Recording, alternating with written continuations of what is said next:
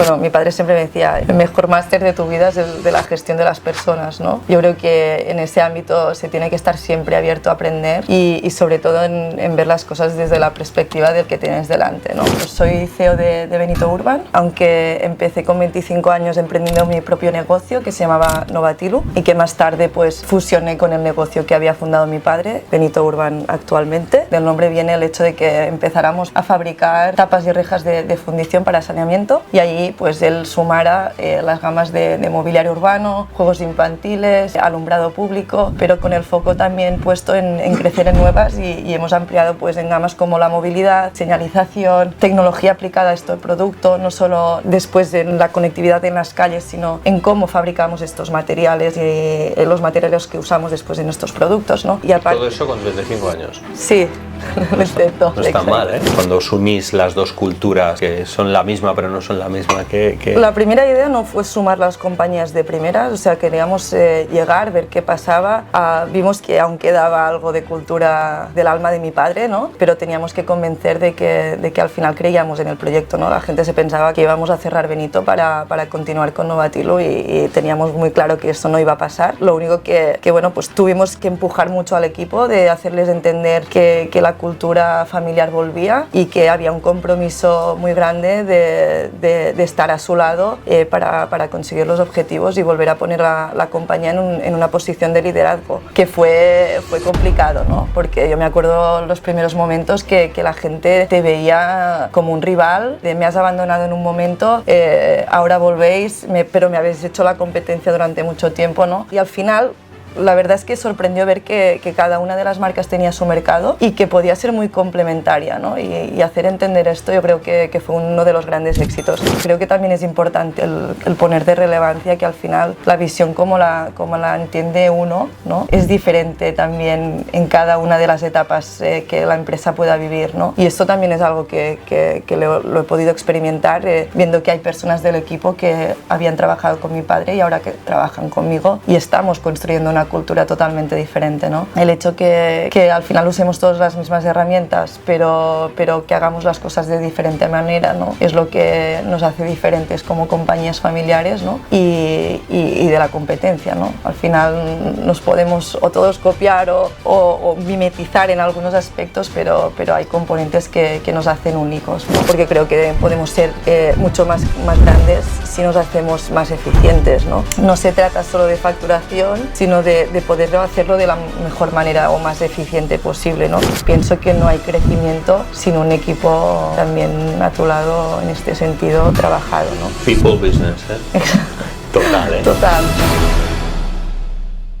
Bienvenidos a Just B2B Leaders, un podcast en el que entrevistamos a líderes de empresas B2B cuyo objetivo es generar mejor negocio, más predecible y más escalable a través de la transformación de sus organizaciones. Hola a todos, gracias de nuevo por conectaros con Just B2B. En esta ocasión tenemos a Andrea Carandei. Andrea, ¿quién es Andrea? Andrea, pues me considero, bueno, tengo 35 años, estoy casada, desde hace un año que tengo una hija y bueno, en el ámbito personal diría que soy una persona ejecutiva, determinada, ¿no? Y que la verdad me apasiona enseguida de cualquier proyecto y seguro que bueno, se entiende mejor cuando después paso al plano personal y profesional a la vez, ¿no? Pero pues soy CEO de Benito Urban, aunque empecé con 25 años emprendiendo mi propio negocio que se llamaba Novatilu y que más tarde pues fusioné con el negocio que había fundado mi padre, Benito Urban actualmente. Y además de esto, pues presido la Fundación Impulsa, que es un proyecto que fundamos hace 10 años con 5 amigos emprendedores, también empresarios, para dar oportunidades a jóvenes que no tienen pues, acceso al mundo del estudio de la formación profesional por situaciones de vulnerabilidad económica, ¿no? Y aparte, todo eso con 35 años. Sí, lo intento. Pa' mal, ¿no? Que dicen los franceses, no está mal, ¿eh?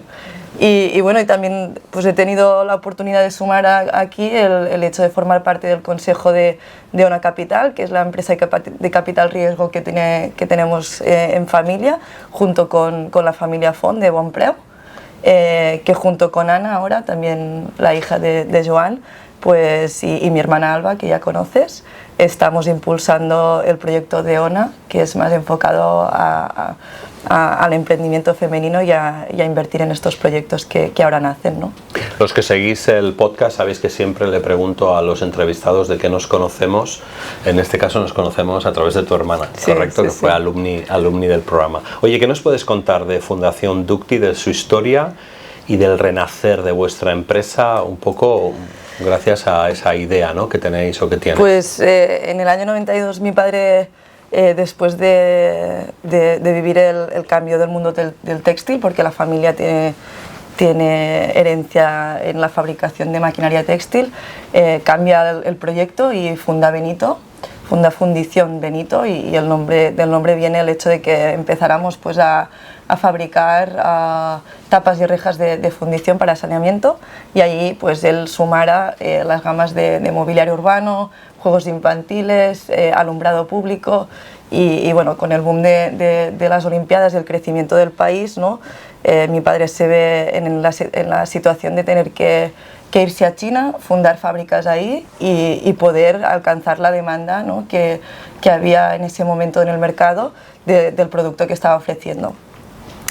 Bueno, con un equipo de 200 personas llega a facturar más de 100 millones de euros y a partir de ahí pues el crecimiento de la compañía siendo exponencial y con el objetivo puesto en la exportación, mi padre decide vender la compañía en el año 2011 y bueno, dedicarse a otros proyectos, porque pensaba pues que no era la persona adecuada para seguir exportando la compañía a un siguiente nivel como él deseaba, ¿no? Bueno, a partir de aquí, en 2014, pues tengo la oportunidad de emprender, como os decía antes, mi propio proyecto, Novatilu, que el nombre significa Nueva Tecnología en Iluminación. A raíz de conocer China y de tener fábricas en China, pues cojo la fábrica de alumbrado público que teníamos ya montada y aprovecho este canal para abrir de nuevo en el mercado, enfocado a solo alumbrado público en tecnología LED, que en ese momento era creciente, ¿no? Igualmente los clientes y proveedores pues saben que la familia Carandiel vuelve al mercado, y aunque yo al principio era algo que no destacaba, de que éramos los fundadores de Fundición Dúctil Benito, bueno, cuando se empezaba a conocer el proyecto, cuando la gente pues te pedía ver quién eras para saber que no ibas a desaparecer el día siguiente, porque en el mercado de la tecnología LED hubo bastantes problemas en este sentido, ¿no?, de aparecer alguien, montar un proyecto y al día siguiente no se sabía quién era. Claro, hubo un punto que tenía que decir, ¿no?, pues tal, soy parte de la familia fundadora de Benito. Bueno, ahí hay un boom de quiero que me hagas... De confianza, ¿no? Exacto, y quiero que me hagas todo el proyecto en sí, no solo el alumbrado, y ahí es donde empezamos a añadir de nuevo las gamas que ya habíamos hecho anteriormente, pero con el foco también puesto en crecer en nuevas, y hemos ampliado pues en gamas como la movilidad, señalización, tecnología aplicada a este producto, no solo después en la conectividad en las calles, sino en cómo fabricamos estos materiales y los materiales que usamos después en estos productos, ¿no? Y ahí estamos ampliando, ¿no? Y creemos que también tiene que ser la manera de crecer, no solo en los productos que ya conocíamos, sino en lo que el mercado va necesitando y vamos identificando, ¿no? O sea, de alguna manera lo que funcionó mejor es que aquel activo que era la confianza que el mercado tenía en vosotros, en vuestro apellido, en la familia que estaba detrás, en la que respondía de todo, ¿no?, seguía siendo un activo aunque la compañía ya no estaba allí, ¿no?, y la gente os lo ponía en valor, ¿no? Exacto, además estábamos en un momento que claro, Benito seguía su curso, Novatilu empezaba, ¿no?, y era divertido ver cómo bueno, pues íbamos generando marca, ¿no?, pero aún así Benito era muy fuerte. O sea, hay el ejemplo de estar currando un montón la imagen o la confianza de un cliente, decirte que te va a cerrar un pedido y cuando el comercial llegaba y te decía he cerrado este pedido, estoy súper contento, llamar por la tarde al cliente y decirle no me has pasado el pedido, ¿qué ha pasado? Ah, espera, consulto a la secretaria.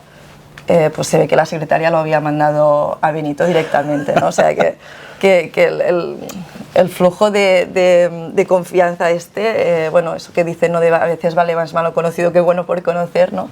Es algo que hemos trabajado mucho, pero luego también ha sido una oportunidad para nosotros porque vimos que Benito en muchos aspectos flojeaba. Y bueno, hubo un momento en el 2018 que tuvimos la oportunidad en 2019 de recomprar la compañía y de volver pues al proyecto inicial de mi padre en este sentido, ¿no?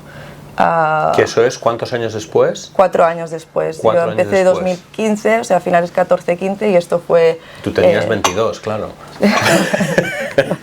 Eras joven, tenía justo menos, ¿no? De 30, sí, sí. Jopete. Y bueno, entramos en una compañía y sin despeinarte, además. O sea... No, esto tampoco, le he metido muchas horas, o sea que...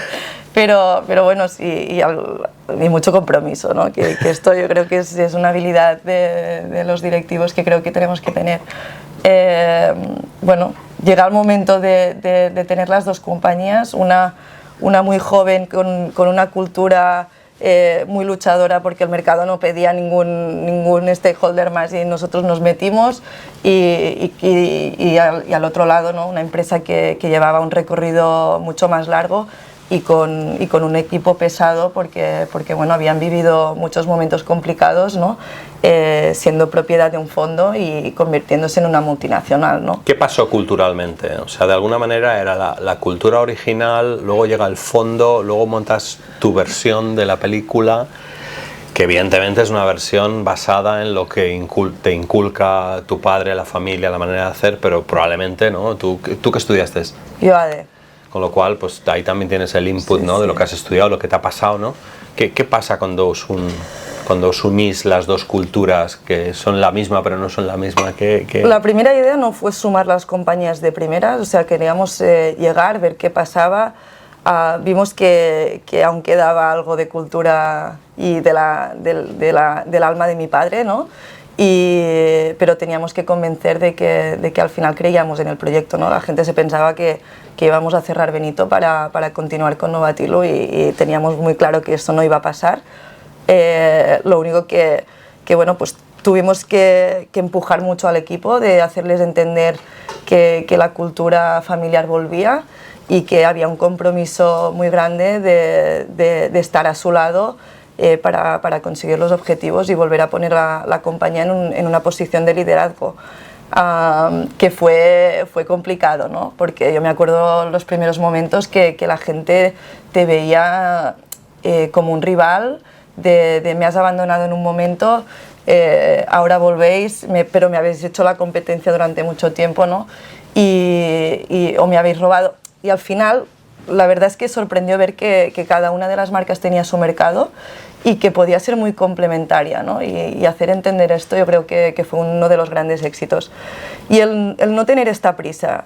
Pues nosotros en 2020, durante el COVID, podíamos aprovechar hacer una fusión y una integración muy sana, muy estructurada y muy relajada. Teníamos un equipo en Benito de 150 personas, facturando en ese momento unos 30 millones. Novatilu ya éramos 50 y estábamos facturando sobre los 20. Y vimos que era muy complementario, que gente que había en un equipo pues no lo teníamos en el otro, ¿no? Y pudimos juntar departamentos. El equipo comercial también fue muy orgánico todo.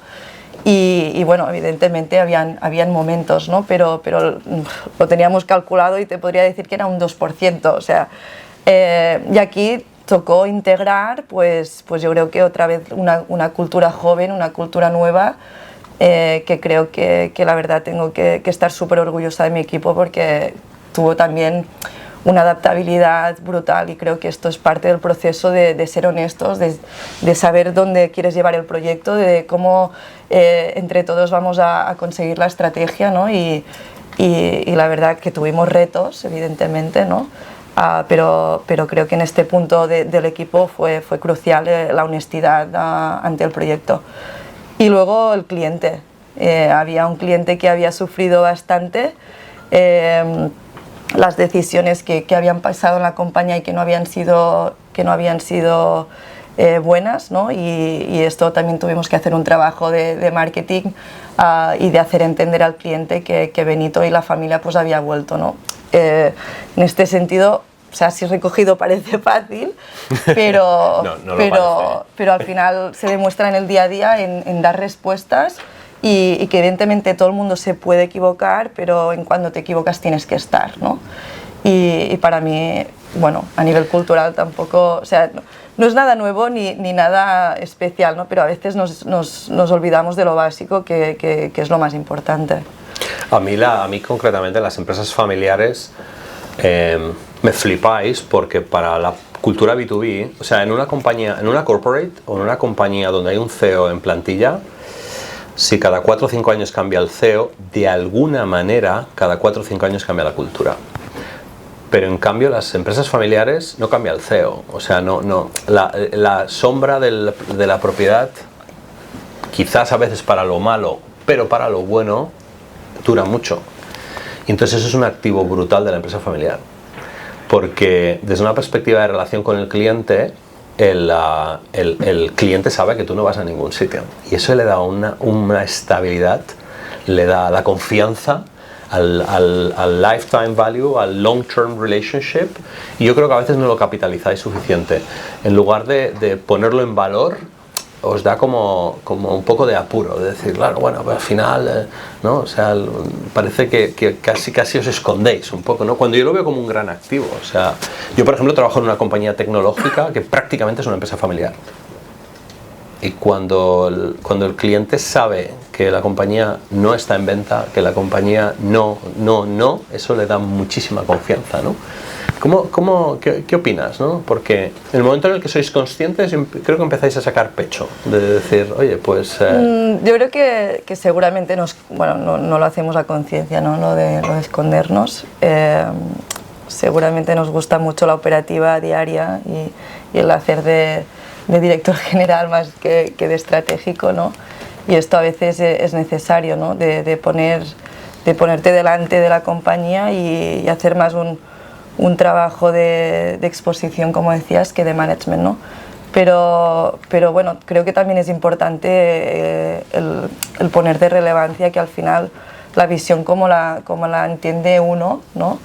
Es diferente también en cada una de las etapas que la empresa pueda vivir, ¿no? Y esto también es algo que lo he podido experimentar viendo que hay personas del equipo que habían trabajado con mi padre y ahora que trabajan conmigo, y estamos construyendo una cultura totalmente diferente, ¿no? El hecho que al final usemos todas las mismas herramientas, pero que hagamos las cosas de diferente manera, ¿no? Es lo que nos hace diferentes como compañías familiares, ¿no? Y de la competencia, ¿no? Al final nos podemos o todos copiar o mimetizar en algunos aspectos, pero hay componentes que nos hacen únicos, ¿no? Y creo que esto también, bueno, sí que a veces nos tenemos que sacar de esta zona de confort, ¿no? Que es el día a día, pero yo creo que se valora que al final haya esta continuidad, esta confianza, que te puedas poner al lado del otro y saber cuál es su problema para solucionárselo, ¿no? Y esto es básico, no solo como directivo, sino también a nivel de equipo. O sea, los equipos tienen que entender que tu experiencia no es la que tiene el cliente y que por lo tanto es la formación que le tienes que dar y el acompañamiento que le tienes que dar. Y yo en mi caso espero que esto también se traduzca en cómo trabajamos, ¿no? con el cliente, porque Benito es una compañía que al final mucha gente tiene muy proyectada a producto también, ¿no? Y un trabajo que estamos haciendo ahora es poner en exposición este servicio que damos de poder ayudar al cliente en un proyecto completo. Claro. Porque muchas veces nos preguntan, ¿cómo podéis ser especialistas de cada una de las gamas contando que tenéis tanto producto? Para mí la diferencia es esto, es que al final hay un equipo comercial o yo misma que evidentemente no puede tener el conocimiento de todo el producto que hay en el portafolio, ¿no? Pero sí que tengo las personas claves para cada uno de ellos y esto es el ejército que tú llevas al mercado y que das esta confianza al cliente. O sea que en mi caso espero que el cliente no tenga la necesidad tampoco de verme solo a mí, claro, sino de ver todo el conocimiento y la experiencia que tiene la compañía, el cómo innovamos, el cómo vamos creciendo, el cómo nos flexibilizamos, ¿no? Siempre decimos que tenemos el ADN dúctil, ¿no? Hemos cambiado el nombre, ya no somos Fundición Dúctil Benito, nos llamamos Benito Urban, pero este aspecto no lo podemos perder porque de ahí nacimos, ¿no?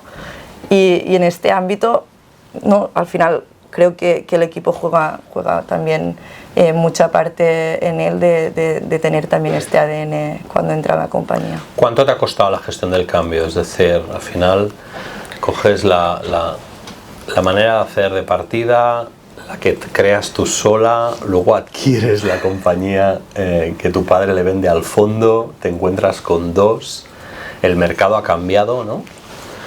Porque en general, a mí me gusta hablar más que de cultura en particular, en general me gusta hablar de cultura B2B en particular, aquella que observa al cliente, ¿no?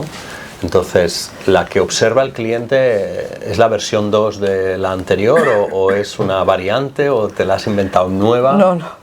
Bueno, mucha gente ve referencias evidentemente de lo que venía haciendo mi padre, pero sí que es verdad que el cambio se nota, soy otra persona, hay otro líder delante y el equipo también lo traduce, ¿no? Y sobre todo que hay aspectos que no nos podemos saltar como la digitalización. Claro. Para mí ha sido básica y es uno de mis grandes pilares de trabajo día a día, porque creo que podemos ser mucho más grandes si nos hacemos más eficientes, ¿no? No se trata solo de facturación, sino de poder hacerlo de la mejor manera o más eficiente posible, ¿no?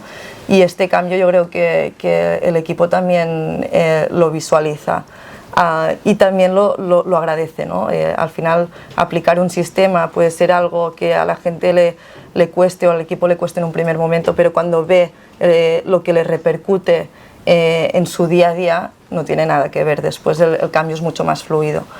Y la verdad es que también el hecho de trabajar mucho en equipo, de no pensar en grupos, sino también pensar en las personas, me ha hecho que tenga un equipo muy entregado, donde, por ejemplo, pues sacamos un equipo que se llama Eventos y de que a partir de ahí pues salen iniciativas brutales como el Club del Libro, o hacer yoga los martes por la tarde y progresivos por el miércoles por la mañana. Tenemos masajista en el equipo y esto influye mucho en la cultura de la empresa, porque no solo es masajista, sino que para mí es psicóloga también, o sea que doble intención ahí. Y bueno, no hay estos detalles que creo que nos hacen diferentes y un poco bueno, nos acercamos a la cultura joven sin dejar de visualizar, ¿no? esta solvencia de compañía que llevamos 30 años trabajando. Muy bien. Oye, de lo aprendido, de todo este proceso que nos has contado, que podrías tener 50 en lugar de 35, ¿qué consejo le darías a otros CEOs de empresa familiar? De empresa familiar B2B, ¿no? O sea, ¿cuáles son tus grandes aprendizajes? Mis grandes aprendizajes han sido... bueno, mi padre siempre me decía, o me dice, el mejor máster de tu vida es el de la gestión de las personas, ¿no? Yo creo que en ese ámbito se tiene que estar siempre abierto a aprender y sobre todo en ver las cosas desde la perspectiva del que tienes delante, ¿no? Este sería un punto yo creo que primordial.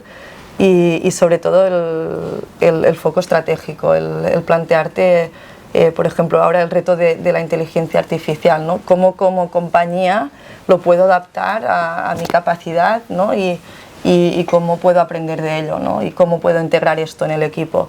Aunque después lo descartes o no, pero creo que es importante, ¿no? Estar al tanto de lo que pasa y ver cómo a medida de la escala en que tú puedas poder aplicar algo, ¿no?